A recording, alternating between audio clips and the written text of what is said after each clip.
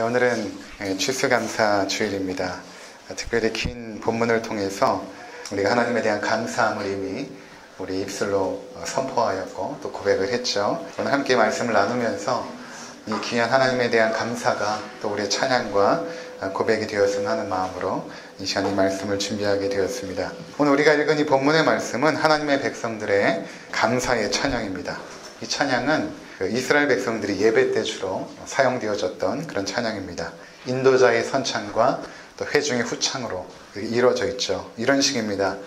먼저 인도자가 여호와께 감사하라. 그러면 우리 모든 회중이 그는 선하시며 그 인자하심이 영원하미로다. 그리고 또 인도자가 신들 중에 뛰어난 하나님께 감사하라. 그러면 또 회중이 그 인자하심이 영원하미로다. 또 인도자가 주들 중에 뛰어난 주께 감사하라.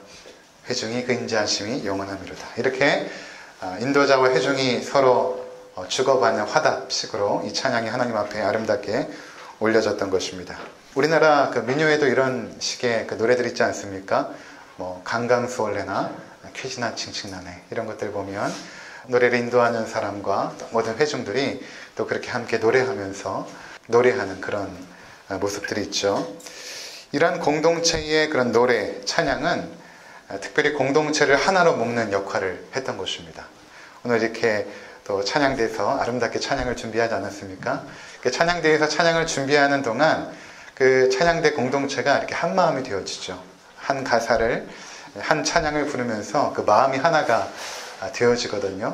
마찬가지로 이스라엘 공동체가 이 하나의 찬양을 부르면서 하나님의 선하심과 인자하심을 노래하면서 그들의 마음이 하나님께로 하나가 되어졌고 하나님께 올려드리는 아름다운 거룩한 찬양의 제사가 되어졌던 것입니다. 특히 성경의 대부분의 찬양은 하나님이 행하신 일들을 노래합니다. 감성적인 그런 개인적인 고백보다는 하나님께서 우리 가운데 행하신 일들이 얼마만큼 놀라운가를 그들이 찬양하죠. 하나님께서 역사 가운데 펼치신 놀라운 사건을 노래합니다. 그 사건들은 대부분 과거에 일어난 일들입니다. 과거에 일어났던 일들인데 그 신앙의 공동체가 함께 그 과거에 일어났던 하나님의 놀라운 일들을 다시 한번 찬양을 하면서 그 놀라운 사건들이 과거로 끝나는 것이 아니라 현재도 여전히 우리 가운데 하나님의 역사와 능력이 이루어지고 있음을 노래하는 것입니다. 과거가 현재화되는 그 사건이 바로 노래를 통하여 이루어지는 것입니다.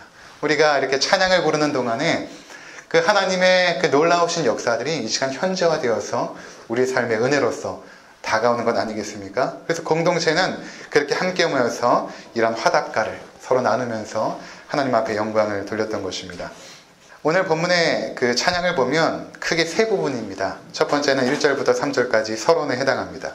이 내용은 여호와께 감사하십시다. 그분은 선하시며 그 인자하심이 영원하십니다. 라는 서론적인 내용이고 본론은 이제 두 부분인데 4절부터 9절까지가 하나님을 우리가 찬양하는 그 찬양의 내용이 무엇인가? 첫 번째로는 하나님의 그 창조, 하나님께서 창조하심을 그들이 찬양하고 있습니다. 그 두 번째 본론은 10절부터 마지막까지인데 이 부분은 하나님께서 행하신 놀라운 구원, 특별히 이스라엘 백성들이 출애굽하여서 홍해를 지나 광야를 통과하여 가나안 땅에 정착할 때까지 내용들을 아주 간단하게 찬양의 형식으로 묶어서 하나님께 감사하며 찬양했던 내용이 바로 마지막에 구원의 내용으로 담겨져 있습니다. 이 부분 우리가 함께 살펴보도록 하겠습니다. 첫 번째로 우리가 감사해야 되는 이유는 하나님께서 세상을 창조하셨기 때문입니다. 이 부분이 잘 와닿지 않는 것 같아요. 하나님께서 세상을 창조하셨기 때문에 우리가 감사해야 된다. 대부분 감사를 생각해 보면 우리 가운데 내 기대, 내 소망들 이런 것들이 이루어졌을 때 감사하지 하나님의 창조를 바라보면서 우리가 감사한 적이 한 얼마나 있는가를 생각해 보면 그렇지 않은 것 같아요. 저부터 그런 것 같습니다. 그런데 이스라엘 백성들은 항상 모였을 때 먼저 하나님의 창조를 찬양을 합니다. 그리고 그분께서 행하신 창조 행위를 감사하고 영광을 돌리죠. 4절에 보니까 홀로 큰 기이한 일들을 행하신 이에게 감사하라. 또 5절에 보니까 지혜로 하늘을 지으신 이에게 감사하라. 6절은 땅을 물 위에 펴신 이에게 감사하라. 7절은 큰 빛들을 지으신 이에게 감사하라. 8절은 해로 낮을 주관하게 하신 이에게 감사하라. 9절은 달과 별들로 밤을 주관하게 하신 이에게 감사하라. 그렇게 찬양하고 있죠. 여러분들은 하나님의 그 창조를 바라보면서 이렇게 찬양한 적이 과연 언제가 마지막이었습니까? 그 요한계시록 4장에 보면 천상에 있는 하나님의 성도들이 하나님께 찬양하는 내용이 나오거든요. 근데 가장 먼저 그 찬양하는 내용이 무엇인가 하면 이것입니다. 요한계시록 4장 11절에 보면 우리 주 하나님이여 영광과 존귀와 권능을 받으시는 것이 합당하오니 주께서 만물을 지으신지라 만물이 주의 뜻대로 있었고 또 지으심을 받았나이다 하더라. 그러니까 지금 천국에 있는 우리 성도들이 찬양할 때 하나님을 가장 먼저 감사하며 찬양했던 내용이 무엇인가? 그것은 바로 하나님께서 온 우주 만물을 창조하셨습니다. 그리고 그것들을 지금도 여전히 다스리고 계십니다. 라는 것을 감사하며 찬양했다라고 말하고 있습니다. 그러니까 우리의 감사 찬양의 첫 번째는 항상 하나님의 창조여야 합니다. 우리의 감사의 제목, 그 감사의 찬양의 첫 번째는 항상 하나님의 창조여야 된다라는 것입니다. 왜 그럴까요? 그것은 하나님께서 창조하신 이 모든 것들은 바로 우리를 위하여 창조하신 것입니다. 이것이 굉장히 중요합니다. 하나님 홀로 만족하신 분이시거든요. 그분에게는 부족함이 없습니다. 그런데 이 우주 만물을 창조하신 그 목적이 무엇인가? 그 이유가 무엇인가? 그것은 바로 우리를 위하여 창조했다는 것입니다. 여러분 한 사람 한 사람을 위하여 이 우주 만물을 창조했다는 것입니다. 이 모든 만물, 해와 달과 별들과 땅에 있는 모든 것들을 창조하시고 이것을 우리에게 선물로 주신 것입니다. 그래서 6일 동안 창조를 마치고 맨 마지막에 누구를 창조합니까? 바로 사람을 창조하지 않습니까? 사람을 먼저 창조할 수도 있지만 하나님은 그렇게 하지 아니하시고 모든 것들을 다 창조하시고 맨 마지막에 사람을 창조하셔서 그것을 사람에게 선물로 주십니다. 이제 너희가 이것을 다스리고 누려라. 이 모든 것들이 내가 너에게 베푼 나의 은혜의 선물이다 라고 하나님께서 선물로 주신 것입니다. 해와 달과 별도 다 우리를 위해 창조된 것입니다. 그래서 햇볕은 반드시 이 지구를, 특별히 사람을 비추게 되어 있죠. 그 목적으로 창조했기 때문에 그렇습니다. 밤에 떠있는 별들도 마찬가지입니다. 별들이 그냥 우주에 무작위하게, 우연하게, 우발적으로 그곳에 있는 것이 아니라 하나님께서 놀라운 질서와 그 능력으로 그 수많은 광대한 별들을 창조하였고 그 별들은 반드시 이 지구를 비치며 우리 눈을 환하게 밝게 비추고 있는 것입니다. 그 목적으로 창조하셨습니다. 성경이 그렇게 말씀하고 있습니다. 창세기 1장 15절에 보면 또 광명체들이 하늘의 궁창에 있어 땅을 비추라 하시니 그대로 되니라. 광명체가 그냥 떠 있는 것이 아니라 이 땅을 비춰서 내 사랑하는 백성들에게 하나님의 광대하심과 아름다움을 네가 비춰주라 라고 명령하셨던 것입니다. 그러니까 하늘에 떠 있는 해와 달과 별들의 목적은 바로 우리를 위하여, 우리를 통해 하나님의 영광을 바라보게끔, 그분의 놀라우신 능력을 바라보게끔 하는 그 목적으로 창조가 되었다는 것입니다. 근데 이렇게 이야기를 하면 잘 믿겨지지 않습니다. 어떻게 우주 만물 그 모든 것들이 우리를 위하여 창조되었을까? 그 무한광대한 우주가 우리를 위하여 창조되었을까? 믿겨지지가 않습니다. 근데 성경은 말합니다. 하나님께서 너희를 사랑하사 그의 아들까지도 아끼지 아니하시고 주셨다라고 말합니다. 하나님의 하나뿐인 그 독생자 아들을 우리를 위하여 주셨다면 하나님께서 그 모든 것들을 우리 가운데 베풀어 주시지 않았겠습니까? 그러니까 우주 만물 모든 것들은 하나님께서 우리에게 주신 선물이라는 것입니다. 그러니까 그것을 우리가 믿고 인식할 때 하나님의 모든 창조를 바라보면서 먼저 감사하며 찬송하게 된다는 것입니다. 아침에 떠오르는 태양을 보면서 하나님께 감사해 보셨나요? 떠오르는 태양을 바라보면서 아름답다 멋있다가 아니라 하나님 정말 감사합니다. 오늘도 나에게 저 태양을 비춰주시고 그 태양빛 아래에 살게 하신 하나님, 그분의 영광과 존귀는 영원합니다 라고 감사하며 찬양해 보셨습니까? 밤에 무수히 떠있는 별들을 보며 하나님께 감사해 보셨나요? 가을산에 붉게 물든 단풍을 보면서 하나님께 감사해 보셨나요? 하나님은 그의 백성들이 그분의 창조를 보면서 감격하고 감탄하고 감사하기를 원하십니다. 그것을 기대하고 있습니다. 며칠 후면 저희 큰아들 희수의 그 생일이거든요. 저 아내가 벌써 한 달 전부터 희수 생일을 준비하고 있습니다. 뭐 대단한 것을 준비하는 것이 아니라 희수가 무엇을 갖고 싶어 할까? 요새 기타 치는 것을 그렇게 흉내를 잘 내서 기타를 하나 사줘야겠다. 우리 이미 기타를 인터넷으로 구입을 해놓은 상태입니다. 나중에 포장을 해서 줄 것입니다. 이번에는 내가 좀 케이크를 만들어 볼까? 제가 잘 하거든요, 그런 거. 케이크를 내가 한번 초코 케이크를 한번 만들어 봐야겠다. 그때 식당을 어디를 갈까? 그냥 집에서 음식을 만들어서 해줄까? 이런 계획들을 지금 미리 세우고 있습니다. 그러면서 제 마음도 설레죠. 우리 희수가 얼마만큼 기뻐할까? 얼마만큼 감격해 할까? 그것을 기대하면서 준비하는 것입니다.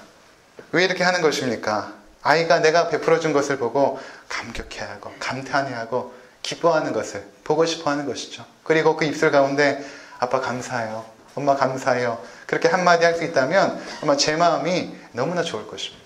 하나님께서 오늘 우주 만물을 창조하실 때 그런 마음으로 창조하신 것이죠.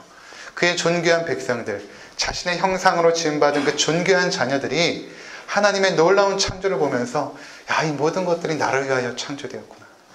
여러분, 여기 있는 이 배 하나를 보십시오. 이게 그냥 창조되었겠습니까? 여러분, 배가 얼마나 달고 맛있습니까? 또 이 크기가 우리가 딱 먹게끔 알맞게 창조되지 않았습니까? 먹음직스럽게. 여기 메론은 또 얼마나 아름답습니까? 여기는 바나나도 그렇고 호박도 그렇고 다 인간이 먹을 만큼 이것들이 여러분 이렇게 굉장히 큰 바위처럼 생겼다면 우리가 어떻게 먹겠습니까? 그러니까 진화론자들은 뭐라고 생각하냐면 이 모든 것들은 우연히 우발적으로 그냥 생긴 것이다. 근데 여러분, 진화론의 그 근거가 무엇입니까? 결국에는 자기의 씨앗과 종족을 보존해야 되는데 이렇게 아름답고 맛있게 생기면 그 씨앗과 종족을 보존할 수 있겠습니까? 보존이 안 됩니다. 인간이 따먹고 소비할 뿐이지. 그러니까 이 모든 것들은, 이 과일이나 곡식이나 모든 것들은 진화된 것이 아니라 하나님이 우리를 위하여 창조하신 것입니다. 가장 맛있는 것으로, 가장 먹기 좋은 것으로. 그러니까 우리가 이것을 하나 먹으면서 여러분 하나님께 감사해야 되는 것입니다. 어떻게 이렇게 다양한 과일을 창조하시고 이것을 우리의 손에 딱 먹게끔 가장 알맞은 크기로 창조하시고 우리에게 기쁨을 주시는가. 그 다양한 그 과일의 맛을 우리에게 선물로 허락해 주신 것이죠. 그 하나님의 그 배려와 하나님의 인자하심과 선하심이 얼마만큼 위대하십니까? 그렇게 우리 가운데 선물로 주신 것입니다. 온 우주 만물을 창조하시고 우리 가운데 마치 서프라이즈 하면서 우리를 감격하게 하시는 그 하나님. 하루하루 반복되는 날 같지만 하나님은 오늘도 우리에게 새로운 창조를 행하십니다. 우리가 당연히 여기는 것들 가운데 하나님의 선하심과 인자하심이 담겨 있습니다. 전에 제가 암투병하는 성도님 한번 문병을 가는데 그런 말씀을 하세요. 목사, 오늘 날씨가 너무 좋고 하늘이 너무 파랗고 그래서 제가 너무 몸이 힘들고 어렵지만 제가 밖에 나가서 산책을 한 바퀴 하고 왔습니다. 그런데 제 뺨에 닿는 그 부드러운 그 바람과 그 하늘의 햇볕과 그 모든 것들이 얼마만큼 감사한지 제가 비로소 깨닫게 되었습니다. 그렇게 말씀을 하시더라고요. 우리가 일상적으로 경험하는 모든 것들 가운데 하나님의 놀라운 축복과 은혜가 담겨 있지 않겠습니까? 우리가 그냥 바쁘고 삶이 치열하다라고 잊고 있을 뿐이지 사실 우리 가운데 놀라운 하나님의 풍성한 창조의 역사와 은혜들은 날마다 우리 가운데 임하고 있는 것입니다. 우리에게는 항상 그 자리에 있는 것 같지만 그렇지 않습니다. 그냥 우연히 우발적으로 당연히 그 자리에 있는 것은 없습니다.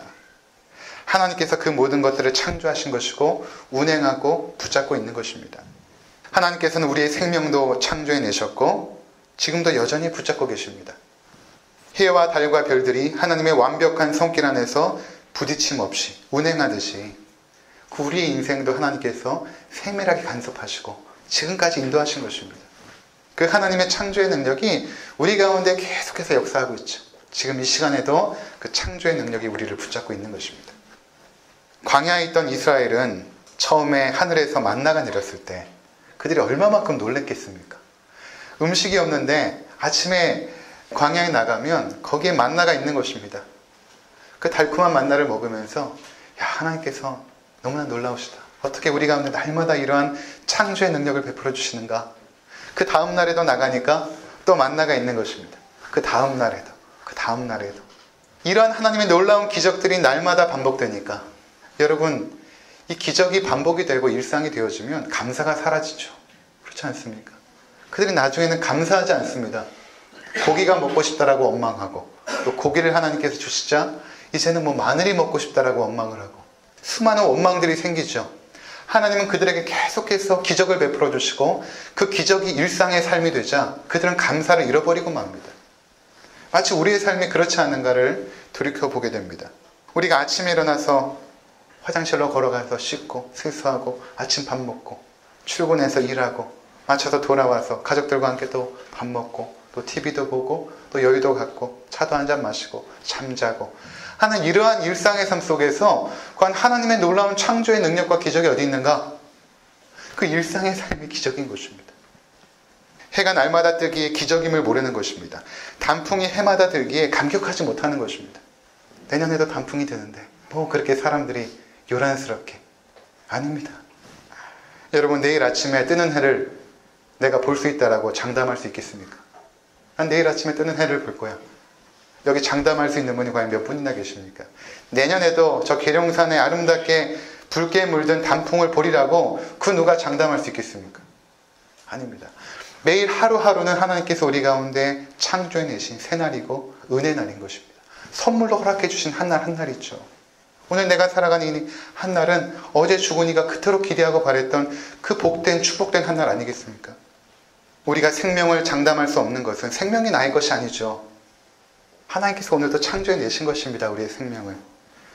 호흡을 주신 것이 감사한 것입니다. 전에 저희 아버지께서 폐암으로 고생하시는데 그런 말씀을 하세요. 이제 나중에 말씀도 못 하시니까 뭐라고 말씀하시냐면, 지영아, 아버지가 숨 한번 시원하게 쉬어보는 것이 소원이다. 이렇게 말씀하시더라고요. 여러분, 지금 숨 힘들게 쉬십니까? 그냥 쉬시죠. 우린 일상이죠. 하지만 누군가에게는 기적인 것입니다. 숨 한번 시원하게 쉬는 것. 시원한 물 시원하게 한번 마시는 것이 어떤 이들에게는 기적이고 큰 감사의 제목이 되는 것이죠. 근데 우리는 너무나 날마다 하나님의 은혜를 일상적으로 받고 있기에 감사가 사라지고 하나님의 놀라운 능력을 잃어버리고 있는 것입니다. 지금 우리에게 주시는 생명과 시간과 건강은 다 선물로 받은 것입니다. 여러분, 옆에 있는 가족들도 하나님께서 선물로 주신 축복의 기업들 아닙니까? 때문에 현재 나에게 주어진 그 현실에 감사하고 감격해야 되는 것입니다. 당연이라고 생각한 것은 없습니다. 어떤 시인이 그렇게 말하죠. 당연한 것에 소송을 걸어라. 당연한 것에 소송을 걸어라. 당연히 없습니다. 당연한 것은 낯설게 볼 수 있어야 됩니다. 물론이라고 생각한 것에 감사해야 됩니다. 당연의 세계는 없습니다. 물론의 세계도 없습니다. 모든 것이 하나님께서 우리 가운데 선물로 주신 것입니다. 그러니 감사해야 되는 것입니다. 계속해서 이 찬양은 하나님의 선하심과 인자하심을 노래합니다. 그는 선하시며 그 인자하심이 영원하미로다. 그는 선하시며 그 인자하심이 영원하미로다. 하나님께서 우리에게 베푸신 모든 것들이 선합니다. 한 해 동안 여러분들이 여기까지 오면서 여러 가지 일들이 있었겠죠. 좋은 일도 있을 것이고 힘든 일도 있었을 것이고 기대했던 일들이 이루어지는 순간도 있었을 것이고 또 절망했던 순간도 있었을 것입니다. 그러나 하나님은 선하셔서 우리 삶의 모든 것들을 합력하여 선으로 만들어 가십니다. 그러니까 그때의 그 순간순간들이 하나님의 선함을 이루는 아름다운 도구였던 것입니다. 때문에 우리의 실패도 우리의 절망도 하나님의 선함을 나타내는 아름다운 재료였던 것입니다. 그러니까 하나님은 선하시죠. 하나님은 선하십니다. 인자하시다라고 말하고 있죠. 인자함이라는 단어는 원어로 여러분 많이 들어봤던 헤세드라는 단어입니다. 이 헤세드, 하나님의 인자하심 할 때 헤세드라는 단어를 사용합니다. 이 헤세드라는 단어는 무엇인가 하면 하나님께서 언약을 맺은 그 백성에게 신실하시다 라는 의미를 헤세드는 담고 있습니다. 하나님께서 죄인이었던 우리와 관계를 맺으실 때에 하나님은 선하시고 거룩하신데 어떻게 죄인과 함께 할 수 있습니까? 그런데 언약을 맺으십니다. 내가 너의 하나님 되고 하나님 노릇 해주겠다라고 언약을 맺죠. 이것을 법적인 양식으로 묶을 때 그것을 언약이라고 말하는데 하나님께서 법적인 양식으로 우리를 양자를 삼으신 것입니다. 자녀를 삼았죠. 양자를 삼습니다. 그리고 법적으로 내 아들이다. 이는 내 아들이다. 그리고 그 언약에 신실합니다. 아버지로서 베풀 그 사랑과 은혜를 신실하게 베풀어 줄 때 그 아버지가 베풀어 주신 그 언약적인 신실함을 성경은 헤세드다 이렇게 말하는 것입니다. 헤세드. 그러니까 하나님께서 우리 삶 가운데 베풀어 주신 그 은혜는 헤세드, 인자하셨다라는 것입니다. 신실하셨다. 그렇게 찬양하고 있는 것입니다. 하나님께서 우리를 그분의 자녀 삼으셨고 마침내 하나님 나라에 이르게 할 것입니다. 그 과정 속에서 하나님은 언제나 인자하셨습니다. 우리가 행한 대로 갚지 아니하시고 진노 중에도 긍휼함을 잊지 않으셨습니다. 하나님의 헷세대 때문에 지금 우리가 이 자리에 있는 것입니다. 우리가 지혜롭고 잘나서 이렇게 은혜를 받는 것이 아닙니다. 하나님의 헷세대 때문에 그런 것입니다. 우리가 이 땅의 삶을 마치고 저 영원한 천국에 들어가서도 이 하나님의 헷세대는 지속될 것입니다. 그러기에 우리가 감사한 것입니다. 하나님의 놀라운 그 인자하심, 그분의 선하심과 그 인자하심. 돌아보면 나는 실패하고 넘어졌지만 하나님은 신실하셨습니다. 나는 불평하고 원망했지만 하나님은 우리에게 인자함을 베풀어 주셨습니다. 창조주 하나님께서 한 해 동안 우리에게 베푸신 은혜는 선하셨습니다. 그리고 그 인자하심은 영원하셨습니다. 그러기에 우리가 하나님을 찬양하는 것입니다. 두 번째는 하나님의 백성들은 하나님의 구원을 감사하고 찬양했습니다. 특히 과거 출애굽 때 하나님께서 행하신 일들을 기억하며 감사했습니다. 10절을 보시면 애굽의 장자를 치신 이에게 감사하라. 또 11절에는 이스라엘을 그들 중에서 인도하여 내신 이에게 감사하라. 12절은 강한 손과 펴신 팔로 인도하여 내신 이에게 감사하라. 이렇게 하나님의 구원의 놀라운 손길과 은혜를 쭉 감사하죠. 구원하신 그 하나님. 출애굽은 하나님의 백성의 구원의 사건입니다. 애굽의 노예 생활에서 해방되어서 하나님을 예배하는 자유로운 백성이 된 것입니다. 하나님은 그 과정 가운데서 놀라운 이적을 베풀어 주셨습니다. 홍해 앞에 섰죠. 뒤에서는 바로의 군대들이 철병거를 가지고 쫓아오고 있습니다. 앞에는 홍해가 막고 있습니다. 진퇴양난의 순간이 있죠. 그때 하나님께서 어떻게 하십니까? 구름기둥과 불기둥을 이스라엘 백성의 뒤에 그 철병거를 막게 하시고 앞에 있는 홍해물을 갈라서 마른 땅을 지나게 하십니다. 하나님의 이 인자하심이 얼마만큼 놀라우시냐면 홍해물을 가르시고 끝난 것이 아니라 아주 거센 동풍을 불어서 그 젖어있는 약간 그 수분이 있는 그 땅을 완전히 마르게 하십니다. 그리고 그 마른 땅을 건너게 하십니다. 그러니까 하나님께서 우리 가운데 베풀어 주신 은혜가 그것입니다. 행여나 눈길을 걷지 않을까, 아침마다 일어나 눈을 쓰시는 어머니처럼 그렇게 우리의 삶을 인도해 가고 계셨던 것입니다. 죄와 사망으로 죽을 수밖에 없던 우리를 하나님은 구원해 내셨습니다. 우리 삶의 홍해와 같은 절망의 바다를 헤치시고 구원의 소망을 주셨습니다. 또 하나님 우리를 구원하셨을 뿐만 아니라 계속해서 구원으로 인도하시죠. 그 구원의 능력이 지금도 역사하고 있는 것입니다. 한번 우리를 구원하고 끝낸 것이 아니라 계속해서 우리를 구원으로 인도하고 있습니다.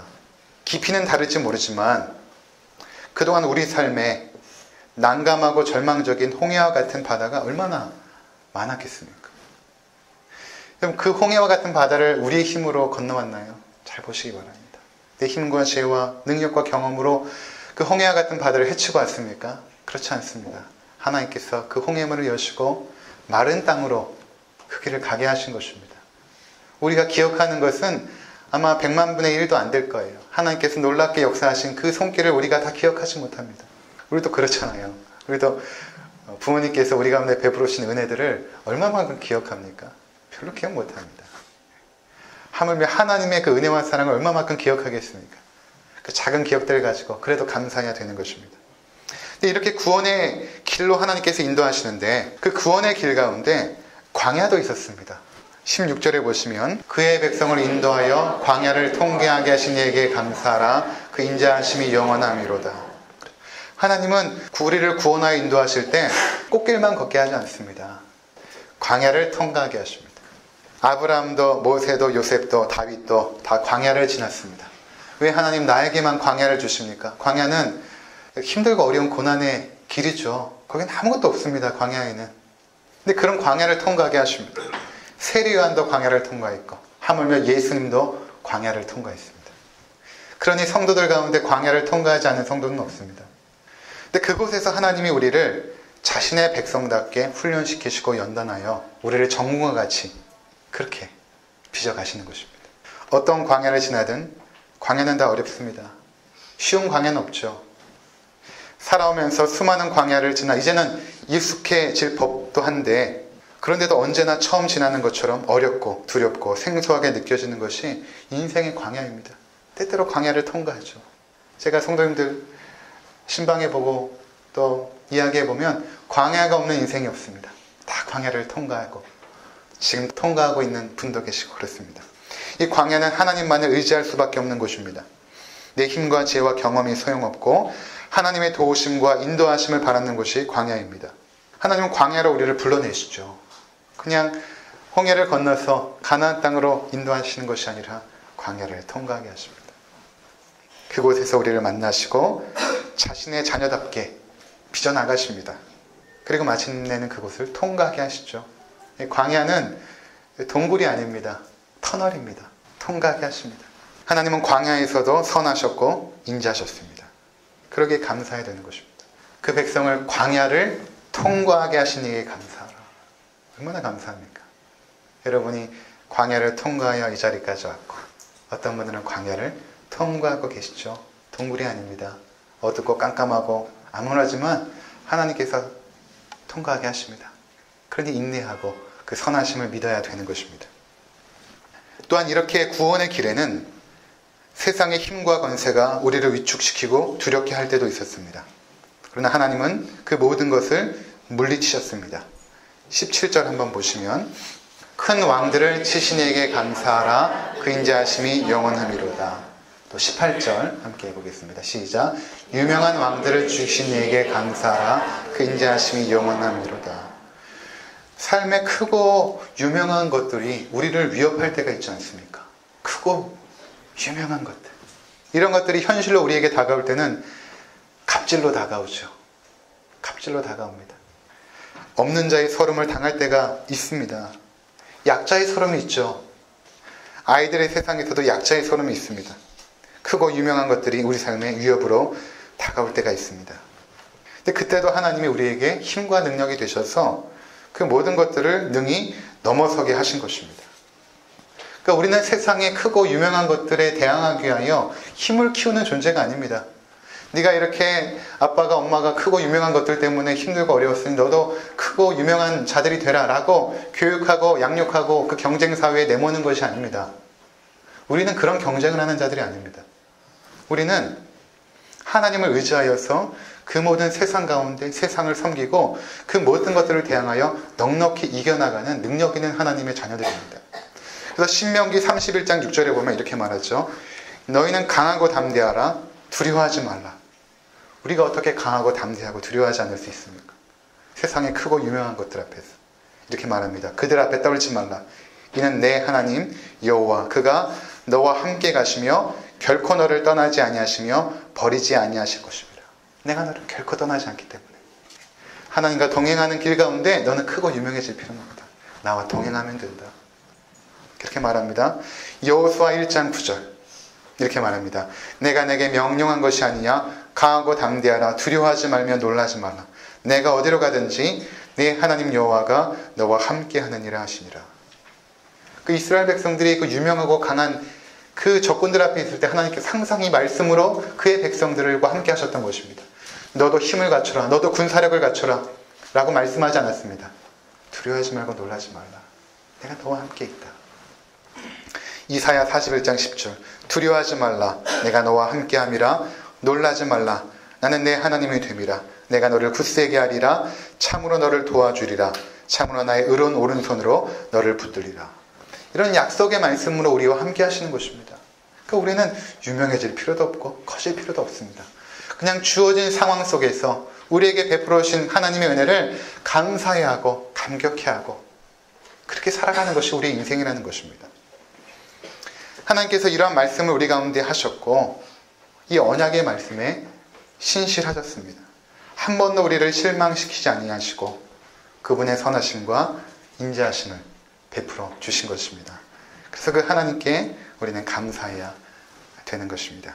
그 다음으로 하나님은 우리의 삶에 기업을 주셨기에 감사해야 됩니다. 22절 곧 그 종 이스라엘에게 기업으로 주신 이에게 감사하라. 그 인자하심이 영원하리로다.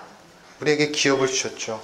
기업이 무엇입니까? 이 땅 가운데 하나님께서 은혜로 베풀어 주신 우리의 일, 내가 하고 있는 일들, 그것이 직장의 일이든 가정에서 아이들을 돌보는 일이든 남편을 섬기는 일이든 그 어떤 일일지라도 우리에게 이 땅에서 베풀어 주신 모든 일들은 하나님의 기업입니다. 이것을 우리가 잘 가꾸어서 하나님의 영광을 나타내죠. 놀라운 것은 시편에 보면 127편 3절에 이렇게 말합니다. 보라, 자식들은 여호와의 기업이요 태의 열매는 그의 상급이로다. 우리에게 자녀들도 기업으로 주셨다라고 말하고 있습니다.